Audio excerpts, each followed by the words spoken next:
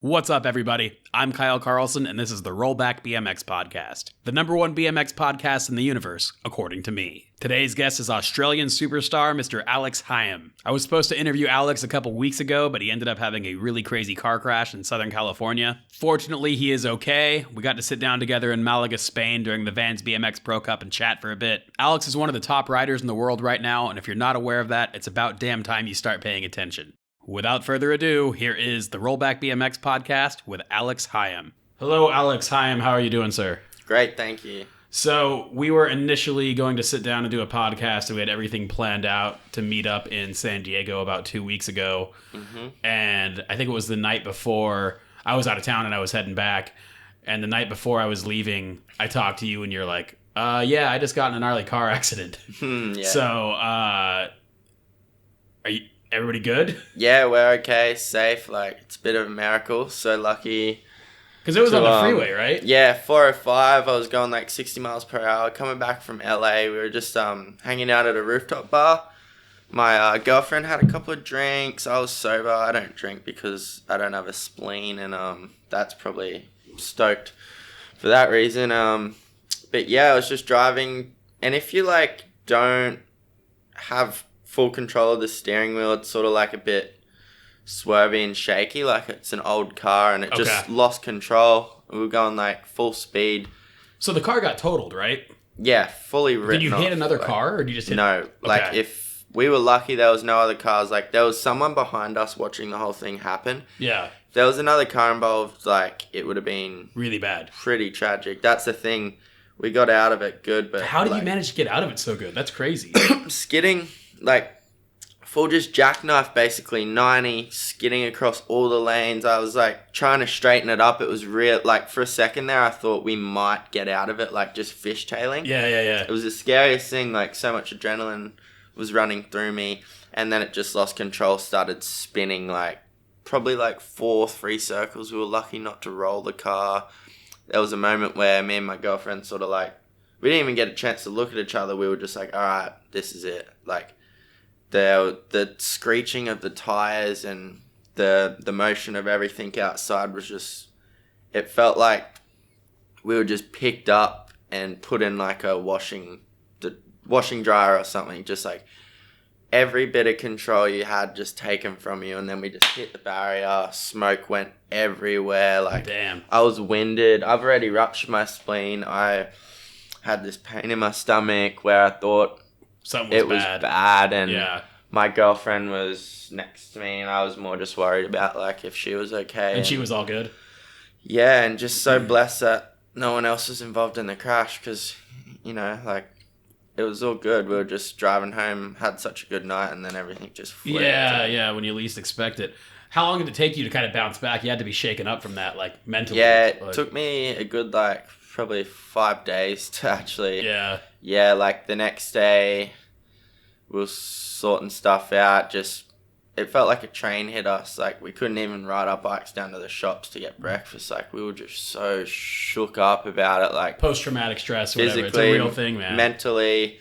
Like, I went for a ride like 5 days after, and I went to try and double peg this rail, and my peg caught. It was a pretty bad crash. Like, I got out of it good, but like, compared to the car crash, it felt like nothing. I was like, that was a like walk in the park compared to what.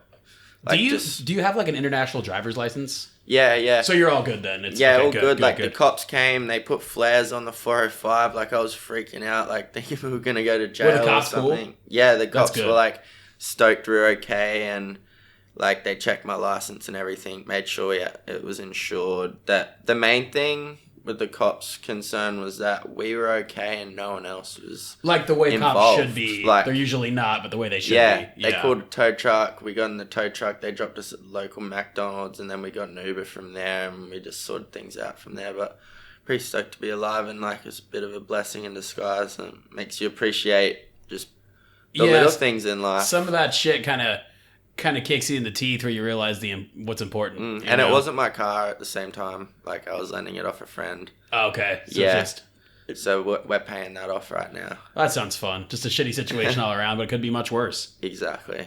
So you went from there to Hastings not long after, right? Yeah, Hastings, like that was just... Were you all good in Hastings? Were you kind of got your head on straight, or were you still kind of shaking up? I still felt shaken up. Like I didn't feel ready, but I was like still stoked to be a part of Hastings and go and be involved with it and all. But if it was up to me, I probably would have rathered like another week or two to just get my bearings and have a good ride and be around friends again, because like after that I was just recovering and when you and your girlfriend are in the United States, it's pretty much vacation, right? Like you guys are supposed to be having fun, and all of a sudden your vacation is essentially ruined. And when you don't have family around to like comfort you and people that really understand you, it's a bit different, and you don't really know who you can trust sometimes. So you had all this crazy shit go down and you still haven't been home. No, and it was such a good feeling to get to Hastings and be surrounded by that good energy of mates, and I was like, this is where I'm supposed to be, everything's okay. My friends assured me everything was alright, and that's when my recovery was like full, when I was at Hastings with all the other riders. That's what's hard, team, man. In a situation like that, it's so easy to sit inside all day and just be like a recluse, but then you go get around all the boys and stuff and you're like, everything's fine. But it's so hard to do that. So many thoughts in my head telling me no, like about riding and stuff, and when I actually got there, had a ride and realized I was okay and things move on, like yeah, it was good. Yeah. How do you like being in California?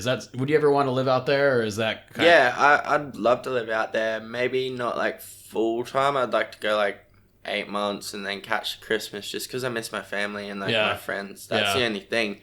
I love the industry. I love the skate parks. I love the people to ride with, the environment. The opportunities in California, especially for a guy like you at your age, riding at your level. I think, it's obviously not about money and stuff, but just being there, I think you could do better than you do in Australia, Yeah, there's more opportunities, like just to film and like make the most of what we do. Like in Australia, there's, if I want to send a banger or something, there's not really like, it's hard to get a filmer or photographer. Where do you live in Australia? Brisbane.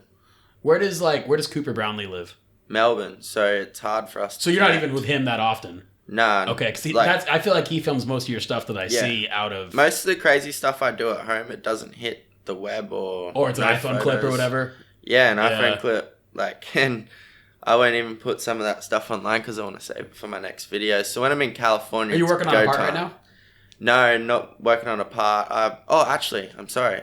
I've been filming for a DVD section for Lux BMX. Oh, cool. Right on. Local BMX store for like 2 years. Yeah. Right all on. on film. It's like the first DVD section I've filmed since I've been like 13. So you're going in hard for it? Yeah. Who else is in that? Who else rides for Lux? Boyd, Denby Chandler, like Dave Dilward's on the team. He'll have some... Is that the shop that Dave works at? Yeah. Okay, cool. Yeah. Is that like in your area? I live like 5 minutes from the city, and it's basically 5 minutes from the city as well, just on the other side. Okay. Another person that has a section, Jack Kelly, like heaps of Lux. He's been in California, hasn't he? Yeah, he was just there recently. Yeah, I just saw that on like social media and stuff. Yeah. Who's doing the video? Michael Vockinson. He's a gnarly street dude, right? Yeah, was he a tempered guy? Yeah, we've been on a couple of trips, and the clips... Is he filming a section for himself as well? Nice. It's gnarly. Like, we didn't even plan it, but like half my like the whole section basically is like street clips.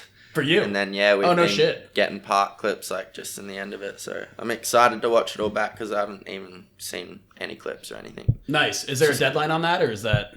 Yeah, the deadline's like I'll have like another month or two to film for it when I get home, but it's basically wrapping up now. But Did you film in the States for it, or is it all Australia footage? All Australia, like all the Lux boys have been going hard on it. Me and Boyd have been traveling a lot, so we've had limited time, and Michael works a 9 to 5 job, and we're busy through the week, so we only really get one day on the weekend to do this. So do you live near Boyd? Boyd's closer to Sydney, isn't he? No, I think 2 hours closer to Sydney from me, but we're still basically like 10, 12 hours from Sydney. He lives at the Gold Coast, like 50 minutes from me, and I live in Brisbane City. Dude, Australia geometry is all so new to me. Yeah. Like, I went to Australia for the first time this year ever. And like, it's just before you ever go somewhere, everything's just kind of like, oh, okay, we're in Australia, so then I'll go hang out with you, and then I'll go, you know what I mean? I want to go see Chris Courtney's park, and then I want and it's like, oh, no, that's like 12 hours away. Yeah. Oh. That's like how I get to California. Like, it's just, you think everything's there. Yeah. It just blows your mind when people are telling you names of places and stuff, it just goes over your head because you're not used to it. A long time ago, Todd Mine? Yeah. Todd hit me up and he was like, dude, I got like a long layover. Can you meet up? And he was in San Francisco and I'm in San Diego. I'm like, dude, that's like 9 hours away. Yeah. Anything. You just like make anything happen when you're traveling. It's just, like, no limits. You just like got a plan, let's go. Don't think about it. Time to party and whatnot. How did you actually get into riding BMX in the first place? I had a couple of friends in primary school that had dirt jumps like out the back of their house. And so were you super young at the time? Yeah, I was like primary school, maybe like 10. Okay. 9. My first experience, they were all jumping this mound of dirt out the back of their house, and I went over their house in the afternoon just to hang out with them and had a go and like ate shit, and then sort of was embarrassed and wanted a real bike to call my own. Like they all had their bikes. So were you riding one of their bikes the first time? Okay. Yeah, and my first jump I ate shit because I didn't stop pedaling up the ramp and in the air, and they were like, you gotta stop pedaling, and I was like, oh. But I gave it my all, so. And then I got my own bike, and like I think I got the video game from like the video store, Dave Merrill Freestyle BMX 2. Yep. Fell in love with that. Yep. And then it was like the age where I was allowed to leave the house on my own. I had my bike. I'd just go to the skate park, and that was my escape from it all. And how old are you now? 23. And you started riding around like 10 or so? Because I mean, you got on Colony when you were like 13 or 14, right? Yeah, 13. Yeah, I was like, had my own signature frame when I was like 14 or 13 or something. That's crazy. How did you end up getting on Colony so young? I was on DK actually. Before Colony? Yeah, and I was sponsored by... So these first couple of years that you were riding, did you just progress super fast? So you were like a young kid doing crazy I was shit? riding People wanted with, to sponsor you? Really good crew of people, a really good scene of like older riders, and basically they would just tell me to do tricks and encourage me, and it just worked. Like sometimes they'd just all sit down, it would just be me riding, and like they'd tell me tricks to do, and I'd be like, fuck yeah, like let's do it. So that went down. I got sponsored by DK, and then I was always going into this local bike shop, Crosley Cycles. It was the best bike shop around. It was like a 20-minute train ride from mine, and they basically said like, we'll sponsor you if you leave DK. Like, and we'll give you any bike you want. Because they didn't sell DK in their shop? No, they didn't sell DK, and they were like, these bikes keep breaking, and they're sort of like, it was just a distro. You kept going in there to get your bike. Yeah, and they were like, they're not supporting you like they should. Like, let us sponsor you. We'll build you any bike you want. And I was like, oh my God, like, I had to write to DK. Like, I'm so sorry. Like, it felt weird, but I did it. That had to be through the distro then, right? Yeah, so the it wasn't distro. even like a legit... No, like, DK wouldn't have even known. Yeah. But I was just getting free bikes. And then... Clint Miller was hooked up through the same bike shop, Crosley Cycles. Crosley Cycles were always like, we sponsor this little kid, Alex, he shreds, get him on Colony. And Clint was like, yeah, nah, whatever. I never heard of him. Like, yeah. And then I was riding Currabee Skate Park, one of like the best skate parks in Brisbane. One afternoon, been shredding me and Chris Courtney all day, and he lives like 5 minutes from Currabee, so... We were just catching the sunset sesh before going to sleep, and Clint Miller happened to be there. I didn't even know. I was having a really good ride. I did how far do you live from Clint? Pretty far? Like 30 minutes. Oh, okay. That's cool. Yeah. So decently close. Yeah, I did like my first 720 that day. I was just shredding. And you were like 13? Yeah, I remember everyone like sort of just watching me, and I was riding, and Clint Miller came up to me and was like, do you want to ride for Colony? And it was like my biggest dream ever, because my favorite rider was Ryan Gutler, and my first thought was like, oh my God, I'm going to be on Ryan Gutler's Was team. Was Gutler off Miracle and on Colony? Was he already at that point? I think he might have still been on Miracle. But he was doing Colony parts or whatever? Yeah. Okay. And he basically said, you know, like, you're on an 18-inch bike now. We're going to build you a 20-inch frame. We'll make it any size you want. Like, from the day Dot, the Sweet Tooth was spoke about. And the first frame I rode for Colony was the Sweet Tooth prototype. Oh, really? And then wow. Years after, maybe like 2 years or 3 years after, he was like, well, we want to give you a signature frame. And that's how it came about. But it was a 19.8 Bloody Oath frame. That was my first 20-inch. Was Nick Richardson's Colony. frame? Yeah. Yeah. I don't know why I remember that, but I do. Bloody Oath. It's probably the name. Yeah. Bloody Oath, yeah. Yeah. That's awesome. It's been about 10 years now on Colony. So yeah. Yeah. same with Vans. Like, Colony and How did Vans. you get on Vans then? Were you young when you got on Vans? Yeah, like Miller sponsored me on Colony. He had to do a trip to Greenville and he brought me along. I wasn't even 16 yet, so we had to get go to court and get a legal guardian form so I could get on the plane. And then we went to Gutler's house, and then just from linking up with Gutler connected us with Jerry. Clint was still sponsored by Vans at the time. Yep. And he was like, "This is Alex." Jerry from the first day was like, "All right, you need any shoes, Alex, let me know." And from there on, he's just always supported me. Are you on Colony through Australia, or excuse me, Vans through Australia? I wasn't for years, maybe 7 years. It was all through The US. US. Wow. He was sending boxes over from America. That's crazy. And, the postage would have been so much. Yeah. I couldn't believe it. But just Australia, they had nothing to do with BMX until the last 2 years. They've stepped it up, and now I deal with Australia, and they're really good. Is it just you? No, it's just a couple of dudes like Jake Woolwork. Oh, cool. Okay. Yeah. I can't Lewis Mills is now on it. Good. He's incredible. Yeah, there's a couple of riders they support in Australia. Nice. Are you kind of you're on the international thing now or something, right? Yeah, global. Yeah, so that's the top level, right? Yeah, Nice. that starts next year, but basically it's began already. It makes sense. I mean, you've had a hell of a year and you've been on the brand so long. Seems to be a logical fit. I'm so stoked. Logical next step. But I don't know, it's cool. Vans seems like the ideal sponsor. Do they kind of foot the bill for most of your traveling and stuff? Yeah, they flew me around all the Pro Cups this year, and they make sure I've got health insurance, and that's cool. Back me 100%. It wouldn't be possible without them.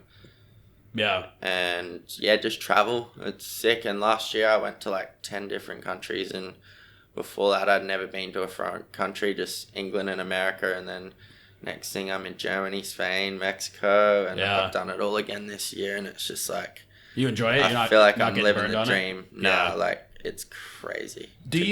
Who pays you? Vans and Colony? Just Colony. Yeah. Okay, so Vans, that'll start with the new deal or whatever. Just travel right now. Yeah, Colony. Do you have to have a job or anything, or are you good to just ride? All the traveling and stuff, the expenses is a lot. So when I'm home, I work a bit. I'll do tiling, okay, laboring. But I was doing that earlier this year, and then I went to LA, and I was working pretty big hours before coming over here, and my body was just thrashed. I was exhausted. And then I ended up rolling my ankle the second day into the trip and had to come home. I remember that, yeah. I couldn't ride for 5 weeks. And I just came to realization that I can't juggle both these balls, and maybe I need an easier job. So I was since school finished, I'd always work in a cafe for 2-3 years. Okay. Traveling a bunch, and then just laboring now because I was applying at heaps of cafes and no one was hiring me because your schedule's fucked up. Yeah, they can tell. They look at my history of employment. You'd have to find somebody that was psyched on what you do. You work here for 2 months. You work here for 1 month. Yeah. And So I found a boss. He owns his tiling company, and he basically used to ride BMX. He understands me. So whenever I want to work, maybe a day or two, Monday and Tuesday, he'll let me come in and just get some cash. So do you think next year when the official Vans gig kicks off and stuff, you'll be good? You won't have to work anymore? I think so, yeah. So that'll be nice. Yeah. It's good to have something going when I'm back home as well, because you were saying, there's not as much opportunities as California. There's not much time to film, and I have my whole day free. There's to ride, but I'm not going to go ride by myself. Well, and a lot of that's boring. I think it's kind of motivating to really value your time. If you go put in some work, it makes it feel less like a job. Riding should be an escape, and when you have something else going on, it makes you appreciate how sick BMX is. Shouldn't be a job, and even if you're getting paid to do it, it should just be a bonus to help support you do what you love, not having to do something or feel. You see a lot of the guys that live in nice places, and a lot of the guys that make a good living riding BMX kind of turn lazy.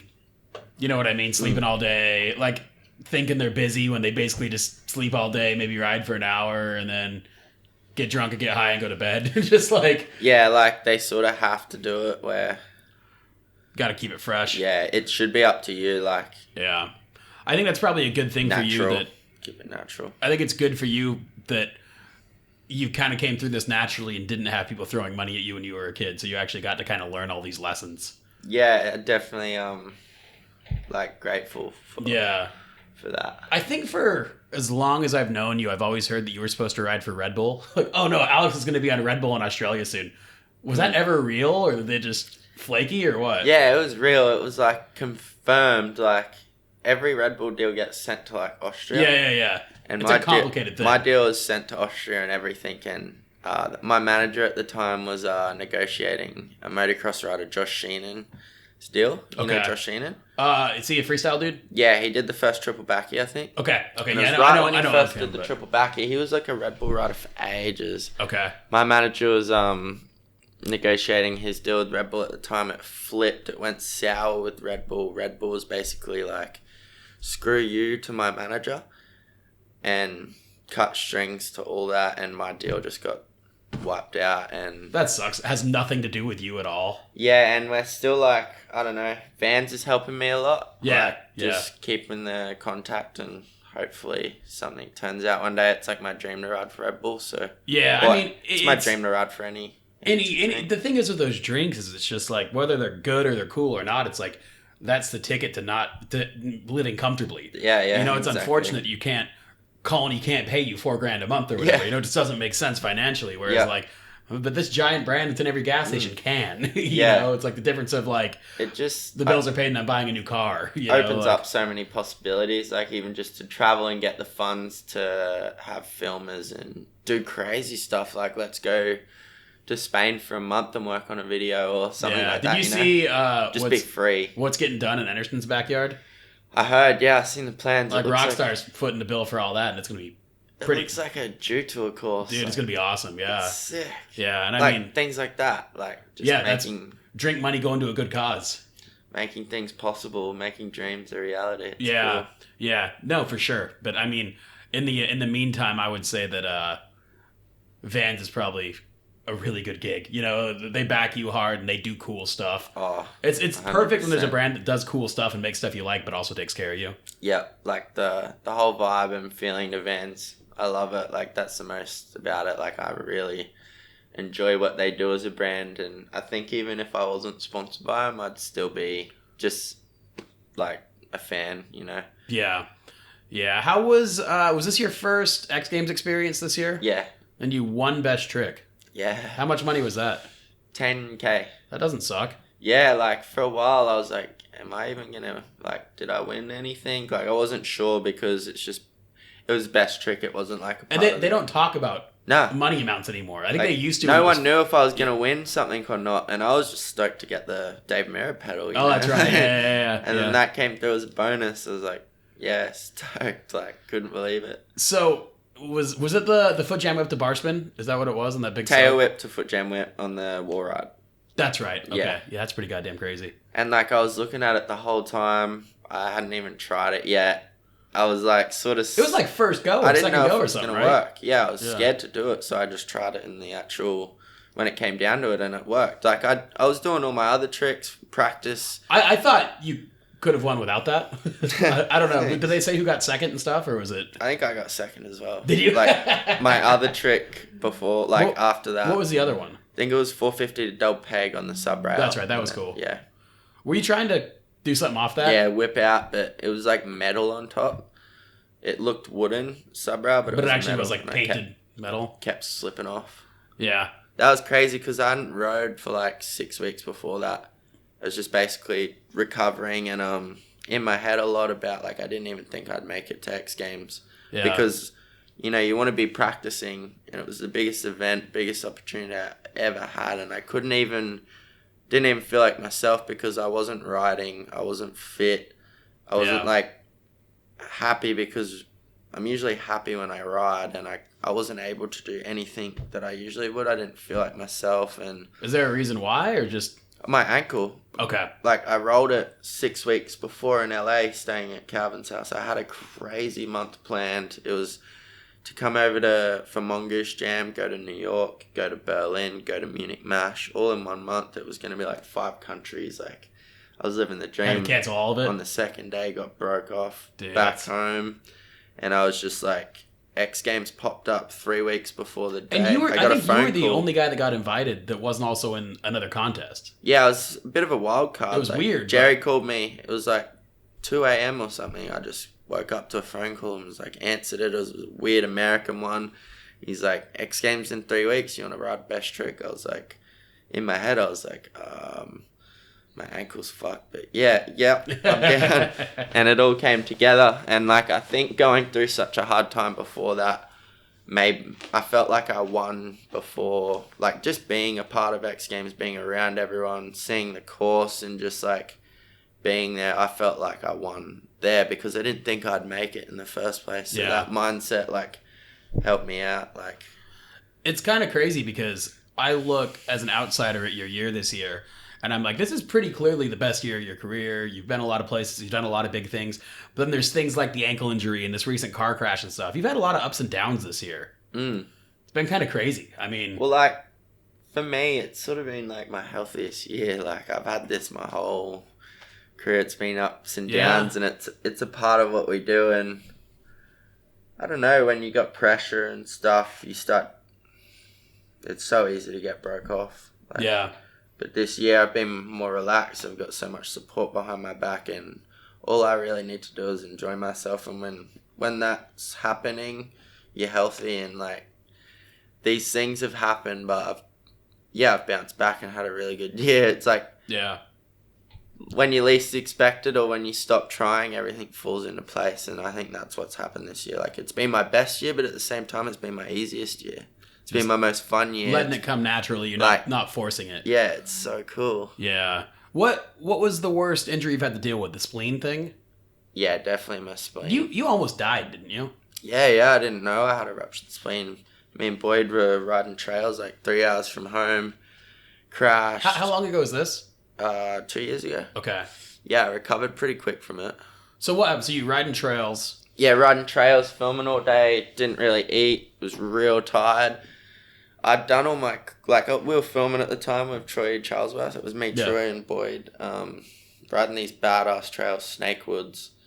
And I'd filmed, like, everything I could on it, but just because the trails were so badass and we made, like, a road trip out just to ride them, and we got a hotel that night. Oh, wow, we all paid for it, just, like, making it happen. Full commitment. Like, you know, we came all this way, I might as well get, like, a couple more clips, even though I'm like shaking and hungry and dehydrated. I should have listened to my body. I was trying to 3-whip bar it and just like went all dead sailor on the bar and landed jackknifed and like hit my head. I can't even remember what happened. You get knocked out? Not knocked out, just like dazed. Dazed. And I was like lying like with my legs up against a tree like upside down and I rolled over and Boyd was there. And I was like, oh, I'm just winded, like, I'm good. Went over to the tent. We wrapped the day up. Was like, yep, let's go home. I rode my bike over to the car, took my pads off. I was bending over. Like, I felt in pain, but I was just like, we good. Let's just go home. I'll rest up. I'm winded. I'm sick. I need food. I need rest. Like, let's go. We get on the road. I'm just sitting there. Like, we're all tired. We're not talking. And then I just, like, wind down the window and spit and it's red like blood. As soon as I saw the blood, the worst excruciating pain starts hitting me in the stomach and I just look at Boyd. So how long after the crash is this? An hour and a half. Oh wow, okay. Yeah. Enough time to get blood everywhere. Oh yeah, like 1.5 litres of blood, like internal bleeding went through me. It was a pretty bad splat. Anyway, like Boyd looked at me and I was like, we gotta go, man. Can you take me to the hospital? And he was just like, sensed something, fucking gunned it. Good. Just driving so quick. It started getting bumpy. I'm like, slow down, man. He'd slow down and I'd be like, speed up. Like, it was fucked. And then walked into the hospital. How far were you from a hospital? Could you get there pretty quick or was it far? Nah, I was like, Lucky Boyd knew the area. He was like, there was one back closer, maybe like half an hour. And then like 40 minutes or something, there was a really good hospital. So we decided to go further to get to the good one. When we walked into the waiting room, they just dropped me off. I walked in straight by myself. I saw people in the waiting line. And usually when I'm at a hospital and you need something quick, they make you wait and shit. Yeah. I got so scared. I was like, I'm going to have to wait. And I'm probably like, I can't wait. And luckily they were like, nah, you're going straight in next minute. I'm like going in for surgery like last minute. And they like said immediately. Any later I wouldn't have made it. And he was like, your spleen was like a tomato just splat. Like usually they're like, Sergio just lacerated his and it's recovering, but there was no way of just even putting it back together. Like it was a big bad one. Like they flushed my whole insides because there was bleeding all through my stomach, put my intestines on the table. Damn. They allowed me to go home after the 5th day. Okay. But my bowels had to start moving, and my bowels didn't start moving on like the 8th day. So I was sitting there for like 3 days. Sort of like, my dad was like, when are you leaving? And I was like, I just got to do a poo. We were just waiting. It was up in the air for 3 days, and I was getting impatient. I was doing laps. I was trying. Oh, that's stressful. Had to do an enema. So Did you? I did that and got let out. But yeah, it was crazy. So what do you deal with today, not having a spleen? There's a lot of bullshit, right? Yeah, heaps. Like, I just went to a Chinese doctor, and he actually helped me with like, gave me a diet where he gives it to like... You say a Chinese doctor? Yeah. It's like a barefoot... Different kind of medicine type of thing? Yeah. Okay. Like natural, I guess, or whatever.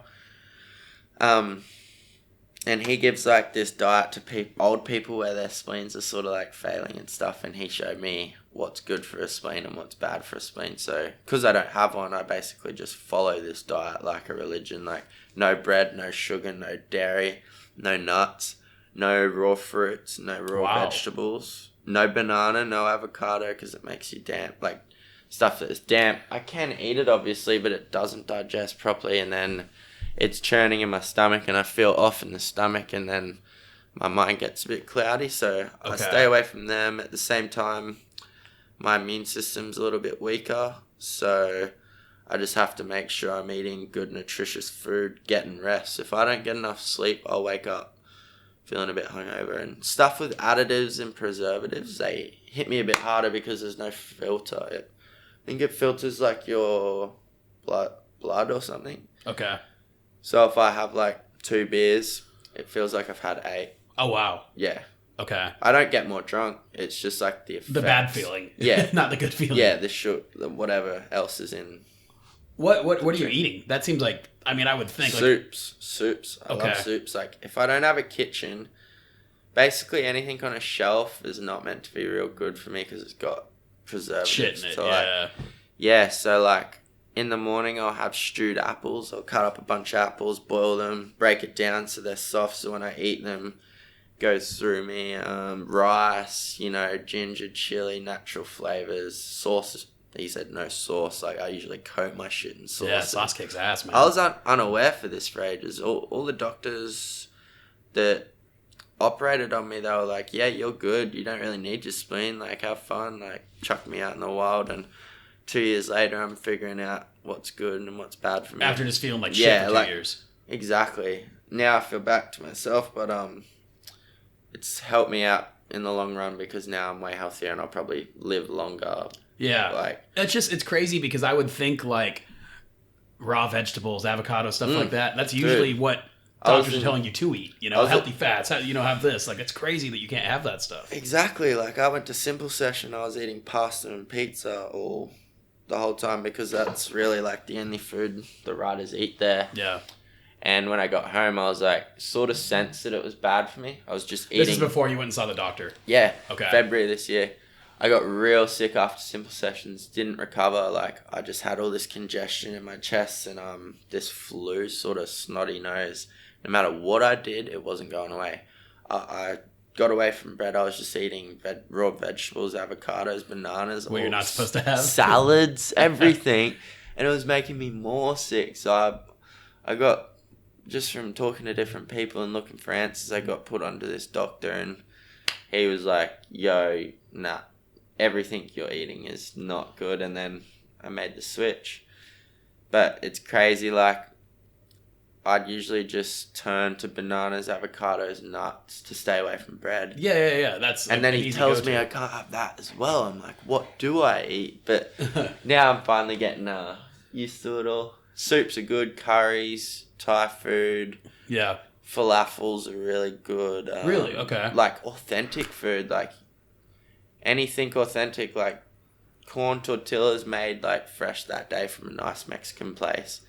You know, I won't even have to tell them I have an allergy because everything's going to be fresh and good and dialed in. And damn. Is there anything you can do to change any of that, or is that the rest of your life? That's what you're doing?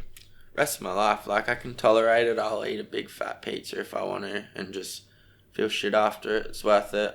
It just seems like it would be difficult on the road, and your job involves traveling a lot.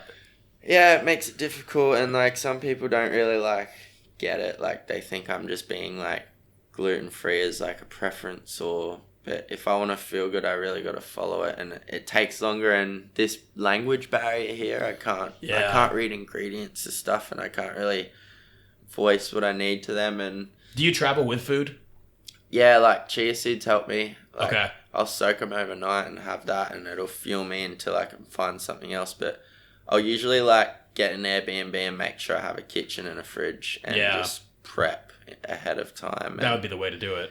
Yeah, you know, I'll find a good restaurant that I like, and then I'll get them to cook me up a soup. I'll take it home, put it in the fridge, and then that's my lunch for the next day. And stuff. It helps so much. Yeah, well, it sounds like you have a fun life ahead of you as far as meals go. Well, it's sort of like it was hard to get used to, but now it's just second nature. Yeah. It's good. Yeah. What's your normal riding routine at home? Do you have a local park? Yeah, Fairfield Skate Park. Which one is that? I'm sure I've seen you ride it. It's got a small bowl. Cody Pollard rides it a lot. It's like a small 4-foot bowl. It's got like a 6-foot deep section, nice variety of street stuff, and then a real small like 4-foot mini ramp. Okay. That was the park as a kid. I'd live like 30 minutes from the city. Okay. I'd catch like a 50-minute train out to ride that every afternoon after school. And my mum got a job promotion after I finished school. She moved to Fairfield, and I moved with her. So we lived together, and now my local's like my favourite park growing up as a kid. So I'm stoked. How far is that from you now? It's like a 5-minute bike ride. Damn, that's cool. Like you just pedal there? 10-minute bike ride from the city. Like, I'm loving it. Like, yeah. And because I travel so much when I'm home, it feels like a holiday in itself. Do you live with your mom still? Yeah. Nice. What does she do? She's like a receptionist for a blood collecting place. Oh, wow. She works with like doctors, and she's always learning new stuff at her job, and it's pretty cool. Blood collecting, that sounds kind of nice. Yeah. I guess somebody's got to do it. But, you know. She basically just calls up all the old birds and makes sure they're taking their right medication and stuff. Gotcha. And the doctors deal with all the blood. Yeah, that sounds fun. They deal with the blood and get tons of money. Right? What's your? I know I've been busting your balls about it for a while, but I really think you, if you have any interest, should give the Olympic stuff a look. Just because I think that you have a cool style of riding, and I really just want, if this Olympic thing's happening, and it is, as much cool riding in there as possible, just to show different riding styles, just like anything on TV, regardless of what it is, whether it's X Games.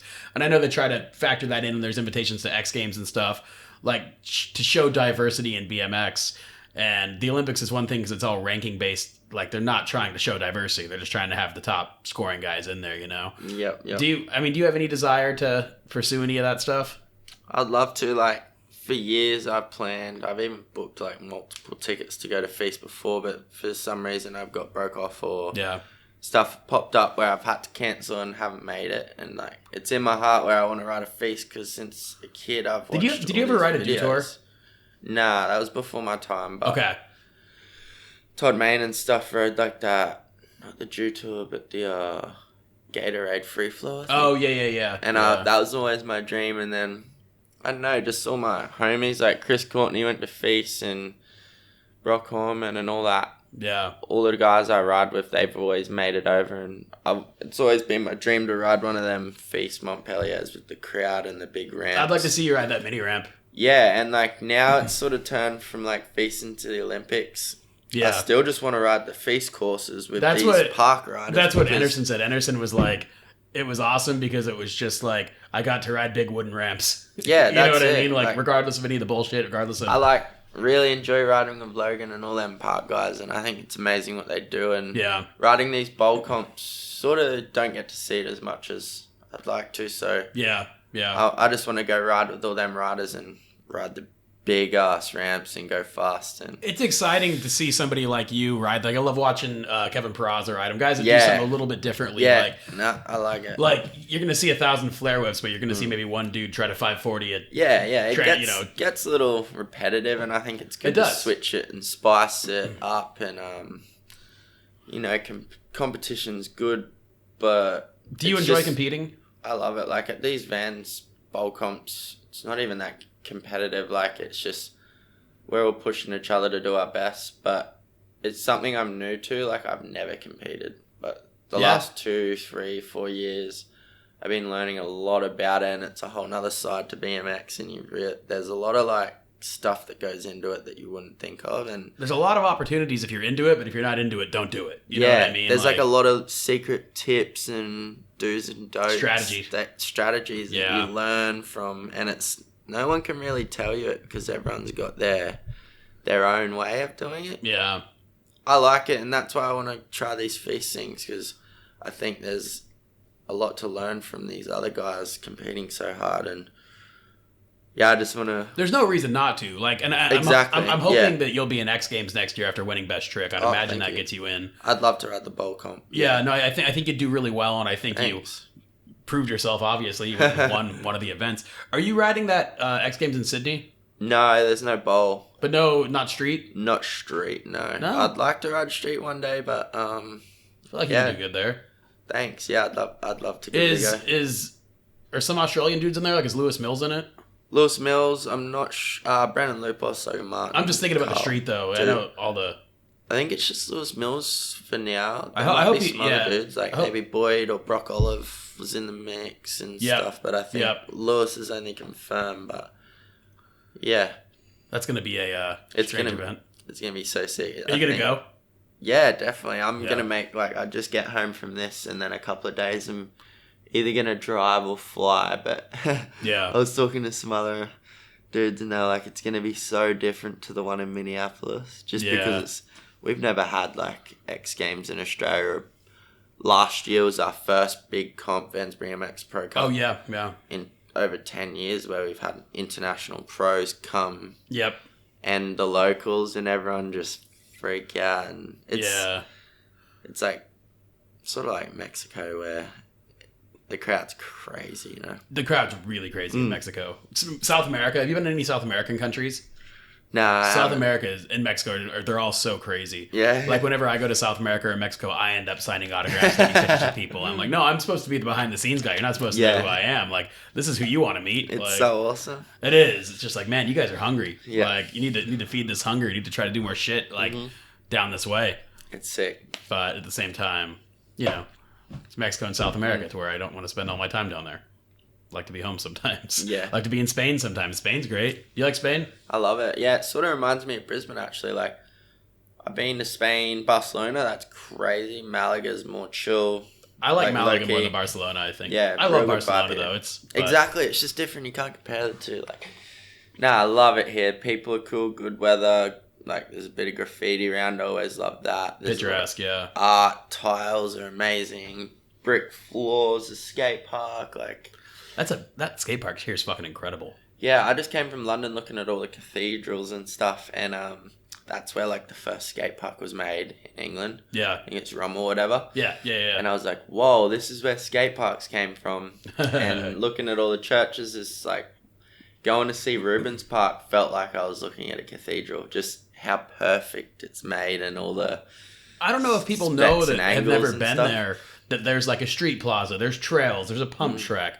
Like a vert ramp, it's crazy. It's such an amazing place, and to have his name attached to it, that's I went to the cafeteria and I was like, "Can I get a I was looking in the menu and I was like, "Ooh, that burger looks good." I looked at the name of it and it was called the Reuben Burger. That's funny. This place just keeps getting better and better. And this is a livable city. Yeah, you know what I mean. Given the opportunity or whatnot, there's mountains, there's a beach, there's good food. Barcelona's not that far, and. Oh, yeah. Being that close to Barcelona wouldn't suck to get down. And London. London's crazy. You enjoy London? Yeah, it reminds me of New York City, and my dad came from England, so oh, really? Oh, I've been to London twice before. It's just been pretty consumed with BMX stuff, but me and my girlfriend had a week after Hastings this time, and she actually knows like a fair bit about history. Okay. So like, instead of just riding past the statue and sort of looking at it, she could teach me and open my mind up to way more of like where I came from and where my dad would have came from and where all did you guys go? Did you stay in London? Stuff. Did you stay in London? Yeah, right, Paddington, like right in the heart of it. Okay. It was sick. Like that's awesome. Cool. What does your girlfriend do? She works in an office, reception. Does she go to school or anything?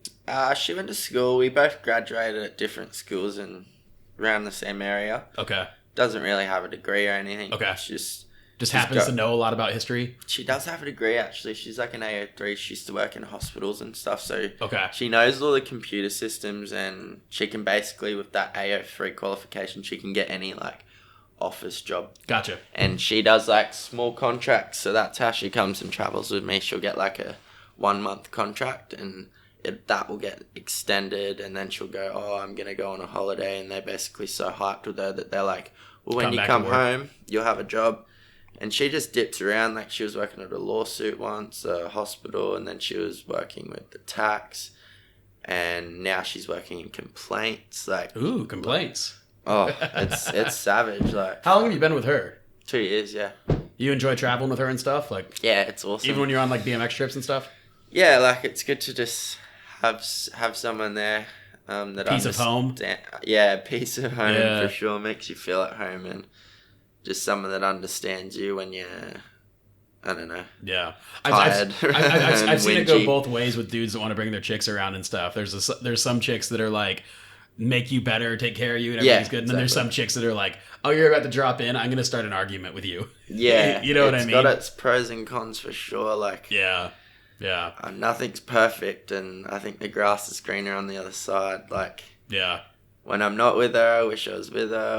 When I'm with her, you know. Yeah, no, I of course. About riding my bike. What does she think? What does she think about BMX? Is she into it? She loves it. Yeah, she's down for it. She likes traveling. She loves what I do, and she seems to understand like it's who I am, and without my bike, I'm not, myself. So she understands. I've got to do these things sometimes.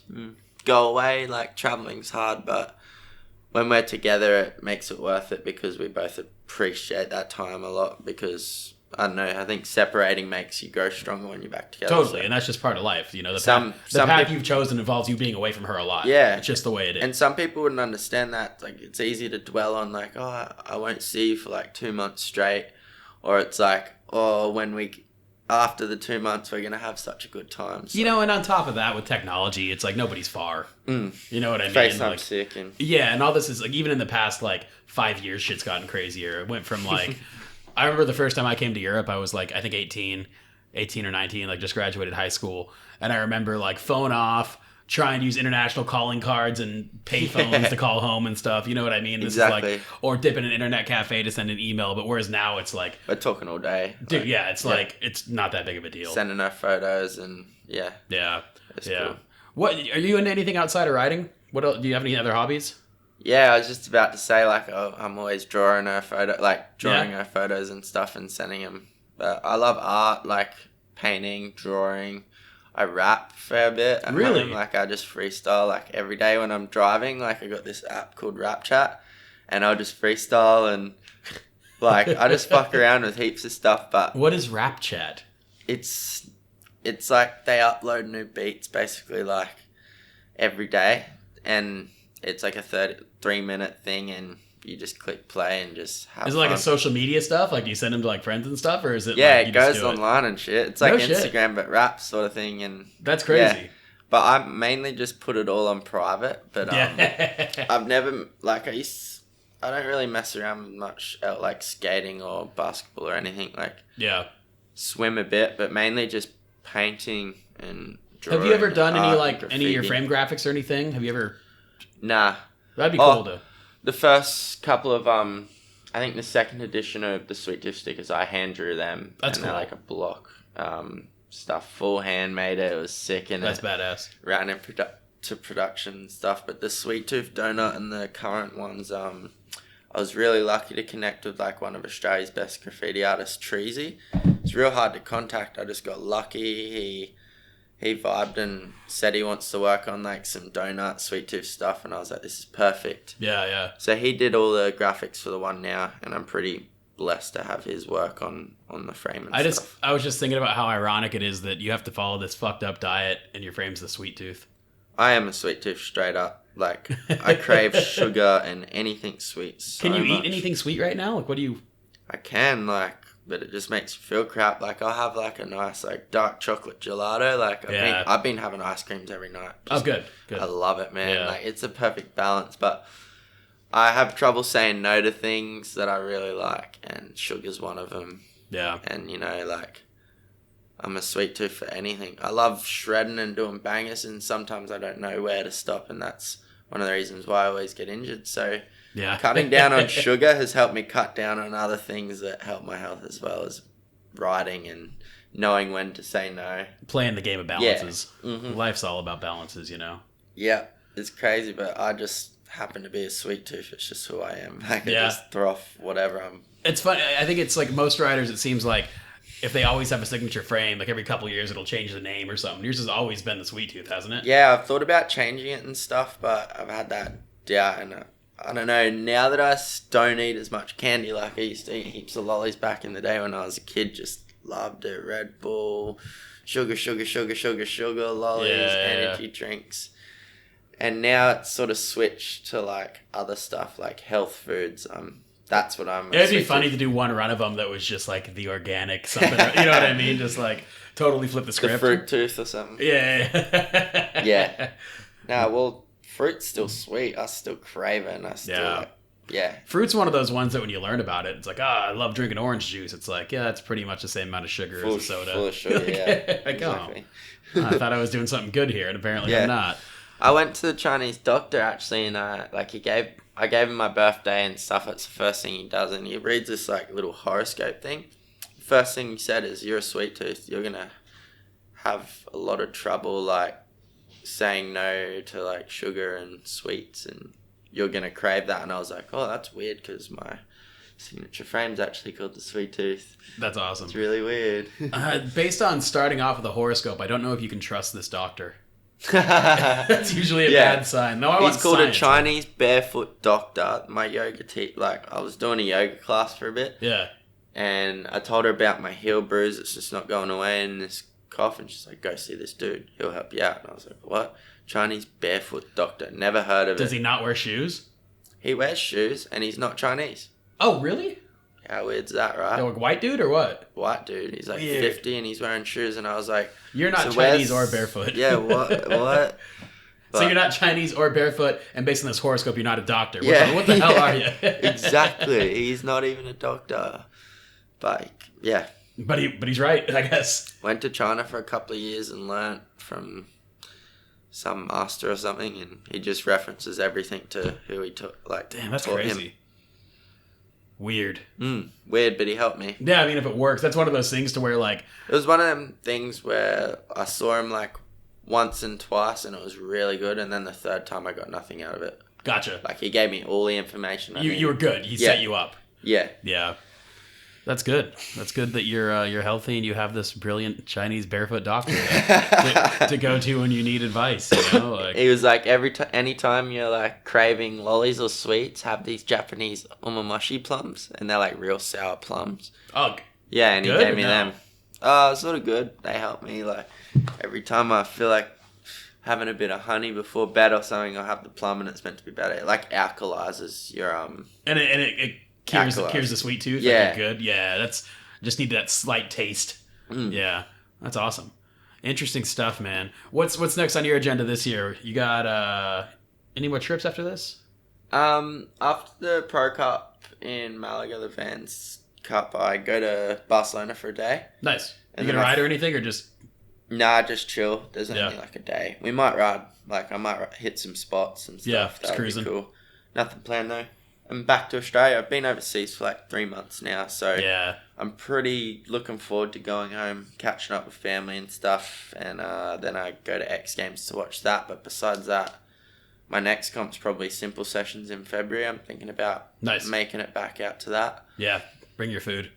Yeah, it's a big flight home. Dude, that's a rough flight from Australia. It's like 35 hours or something, isn't it? It's like 40 hours. Wow. Flying. Like, I love simple sessions and stuff, but last year I was like, I don't know if flying that far for just 5 days is worth it. So if I'm going to go this year, I'll space it out and maybe go to Barcelona for a week or... That's the way to do it. I'd always go on... I didn't last year, but I think every other year I'd always go there and then go on a 5-day vacation. Yeah, that's just smart. Stop somewhere else. Like, I went to...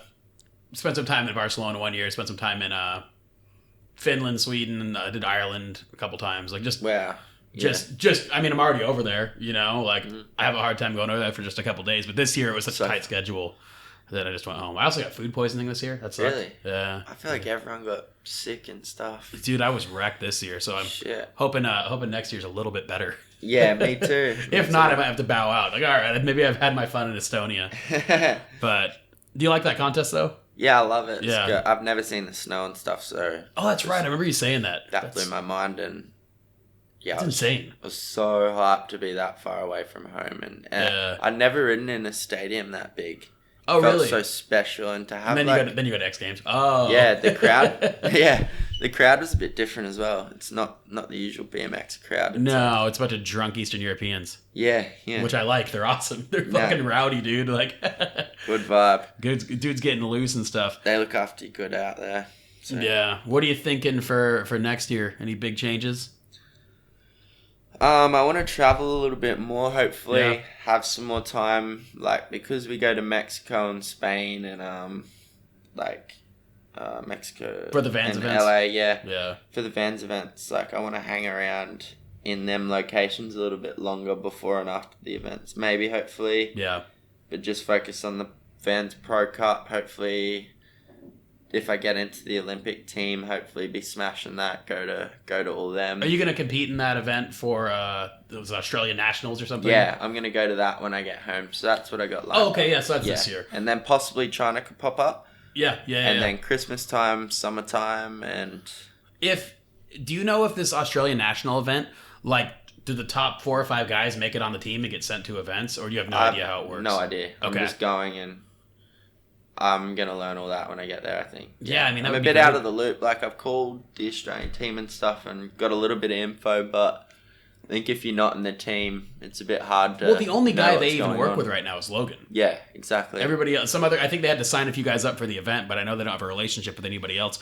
I think, not even at fault of their own, this is also new and kind of unorganized and scatterbrained. I think a lot of people don't have the information. I'll bet the information, and I think a lot of it's changing as well. So on their end, it's all up in the air. Yeah, if it seems like they aren't telling you things, they probably don't know. Yeah. Like, honestly, but we're all figuring it out. Like, it's a new thing, so it's a bit of trial and error. Yeah. It's good. Do you want to ride BMX as long as you can professionally? Yeah, I want to do it for like the next 10, 15 nice years. Like, I love it. Yeah, it's what I want to do. And then any thoughts on after? Not yet, nah. Don't die. Be a Chinese barefoot doctor. Keep living the dream and just keep having fun. Like, that's the main thing. If it stops becoming fun, I'll stop doing it. So, I think that's the way to do anything. Yeah. That's legal. Yeah, maybe start podcasting one day, you know? No. Anderson's trying to start. Really? He bought everything. Yeah, he won't do it, but I'm calling him out on not doing it, but I hope he does. Maybe we can start, maybe I'll drop the mixtape one day. Do it, yeah. Maybe I'll start painting canvases and be in some museums or something. Nah. All right, I'll give you one more question before you get out of here. Who's your favorite BMX rider of all time? That's a hard one. I know, but you have to answer it. Fuck. Probably like Dave Mirra. Yeah. Yeah. That's a good answer. Dave Mirra for sure. Like, he's... I don't know. It's crazy. Yeah, I mean, you have a golden pedal now, so so you have golden pedal medal, the memorabilia. Yeah, and, I really look up to Dennis. Like, yeah, he's really helped me a lot. Pat Casey, Kevin Peraza, love them dudes. Yeah. Chase Hawk, like, I could just name them for days. Like, yeah. Well, Dave Mirra's your choice because you said it first. Yeah, I'm down with that. It's a good choice. All right, Alex, definitely appreciate you coming through. Anything else you want to add? Anything you want to tell the world? How much you hate him or anything? Thanks for having me. Thanks for all the dudes that make BMX what it is. Don't eat fucking avocados. Well, if you got a spleen, you'll be alright. I do. But just don't eat too many of it because your spleen will get sad because it'll get damp. I'm learning so much. All right, thank you, Alex. I appreciate it, brother. Thanks. Peace. All right, that does it for this week. Thank you to Alex for stopping by. Follow him on Instagram at Alex Hiam if you want to see him do a bunch of crazy stuff on his bike and some really cute photos of him and his girlfriend. So until next week, just remember, it doesn't count if you don't pull the rollback. Let's party.